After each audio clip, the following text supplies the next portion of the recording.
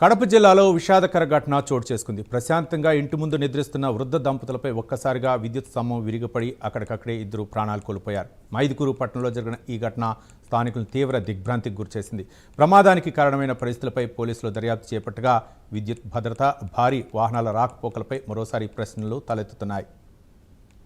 మైదుకూరుకు చెందిన పందింటి నడిపి సుబ్బరాయుడు ఓబులమ్మ దంపతులు ఇంటి ముందు నిద్రిస్తున్న సమయంలో ఈ ప్రమాదం జరిగింది. వరి పొట్టు లోడ్తో వెళ్తున్న ఓ లారీ మార్గ మధ్యలో విద్యుత్ తీగలను తాకినట్లు ప్రాథమిక సమాచారం. దీంతో తీగలు ఒక్కసారిగా లాగిపడటంతో విద్యుత్ స్తంభం విరిగి నేరుగా వృద్ధ దంపతులపై పడింది. తీవ్ర గాయాల పాలైన వారు ఘటనా స్థలంలోనే ప్రాణాలు కోల్పోయారు.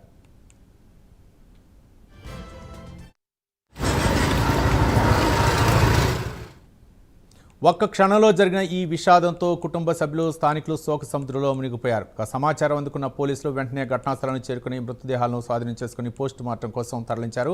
ఘటనపై కేసు నమోదు చేసి లారీ డ్రైవర్ నిర్లక్ష్యమా, విద్యుత్ స్తంభం బలహీనంగా ఉండటమా లేదా ఇతర కారణాలు ఏమైనా ఉన్నాయా అన్న కోణాల్లో విచారణ కొనసాగిస్తున్నారు పోలీసులు.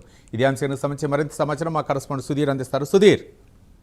రైట్ రవి, ముఖ్యంగా చూసుకుంటే ఇవాళ ఏదైతే మైదుకూరు పట్టణంలో తీవ్ర విషాదం నెలకొందని చెప్పుకోవచ్చు. అయితే ముఖ్యంగా ఏదైతే మైదుకూరు పట్టణంలో తమ ఇంటి వద్ద కూడా ఇద్దరు వృద్ధులు కూడా పూర్తిస్థాయిలో గత రాత్రి 6 బయట పనుకోవడం జరిగింది. అయితే ముఖ్యంగా ఇది వేసవికాలం కావడంతో కూడా పల్లె ప్రాంతాల్లో పూర్తిస్థాయిలో కూడా అందరూ కూడా ఇక్కడ బయట పడుకున్న పరిస్థితి అని చెప్పుకోవచ్చు. అయితే ముఖ్యంగా వీళ్ళు రాత్రి సమయంలో నిద్రిస్తున్న సమయంలో ఇవాళ తెల్లవారుజామున ఒక వరి పొట్టుకు సంబంధించినటువంటి లారీ ఓవర్లోడ్ తో వెళ్తున్నటువంటి లారీ ఒక్కసారిగా ఆ గ్రామం మీద వెళ్లడంతో కూడా దగ్గరలో ఉన్నటువంటి ఏదైతే కరెంటు పోల్ కు సంబంధించి ఒక్కసారిగా ఢీకొనడంతో కూడా ఆ కరెంటు పోల్ ఒక్కసారిగా విరిగి పడి ఆ విద్యుత్ వైర్లు కూడా ఇద్దరి మీద పడడం జరిగింది. అయితే అక్కడికక్కడికే ఆ పందంటి నడిపి సుబ్బరాయుడు అలాగే ఓబులమ్మ వీళ్ళిద్దరు దంపతులు వీళ్ళిద్దరు కూడా నిద్రలోనే పూర్తిస్థాయిలో కూడా వీళ్ళు చనిపోయిన ఘటన అని చెప్పుకోవచ్చు. అయితే ముఖ్యంగా ఇంటికి దగ్గరలో ఈ పోల్ ఉండడంతో పాటు కూడా ఆ ఒక్కసారిగా విరిగినటువంటి పోలు